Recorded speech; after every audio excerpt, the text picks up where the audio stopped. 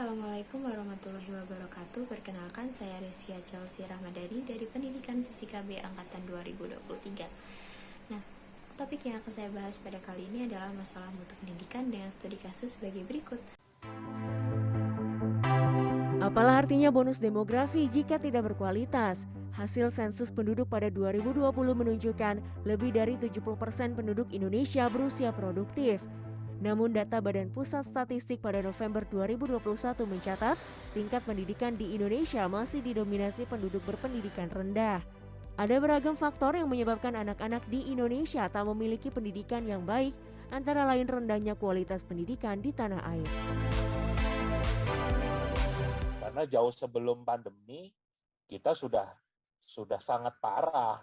Padahal anggaran pendidikan kita sudah 550 triliun tiap tahun, tetapi hasilnya itu menjadi negara yang kualitas pendidikannya salah satu yang terburuk di dunia.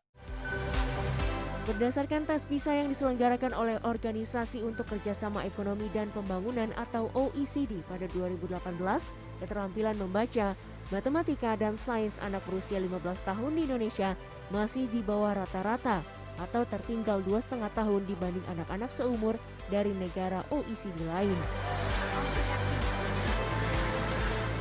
Bahkan sejak 2000, hasil tes PISA Indonesia menunjukkan keterampilan membaca, berhitung, dan sains yang cenderung stagnan. Pemerintah mengakui walau partisipasi sekolah meningkat, anak-anak belum mendapat pengalaman belajar yang berkualitas.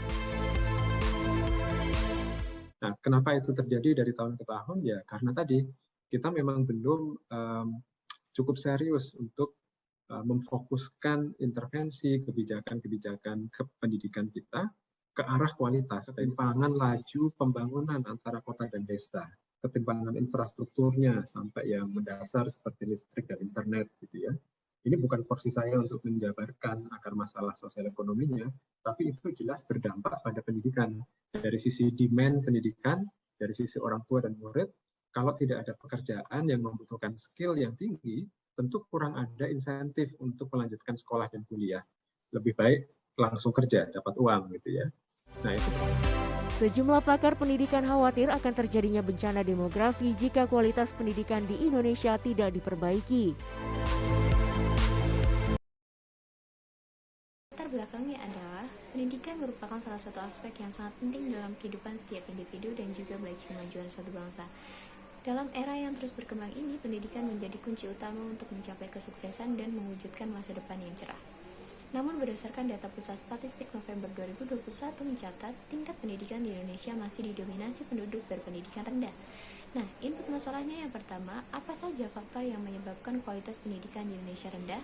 Yang kedua, mengapa keterampilan membaca, berhitung, dan sains anak-anak di Indonesia cenderung stagnan dari tahun ke tahun? Bagaimana cara untuk memperbaiki kualitas pendidikan di Indonesia? Nah, penyelesaian masalahnya yang pertama, kualitas pendidikan di Indonesia hingga saat ini belum bisa dikatakan baik.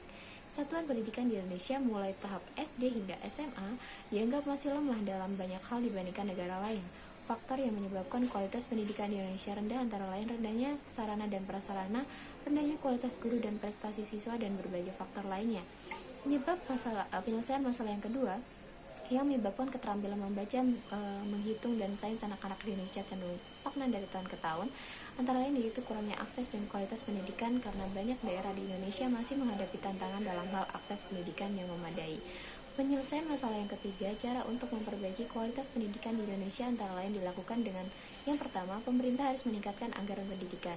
Yang kedua, meningkatkan kualitas guru. Nah, output masalah yang pertama, kualitas pendidikan di Indonesia yang rendah dapat menyebabkan karena rendahnya sarana dan prasarana serta rendahnya kualitas guru dan prestasi siswa. Yang kedua, keterampilan membaca, menghitung, dan sains anak-anak di Indonesia cenderung stagnan dari tahun ke tahun, salah satunya karena metode pembelajaran yang kurang efektif. Yang ketiga, dengan mengetahui cara memperbaiki kualitas pendidikan di Indonesia, kita mampu melakukan perubahan untuk membuat kualitas pendidikan di Indonesia menjadi lebih baik, salah satunya dengan cara meningkatkan minat siswa terhadap pendidikan.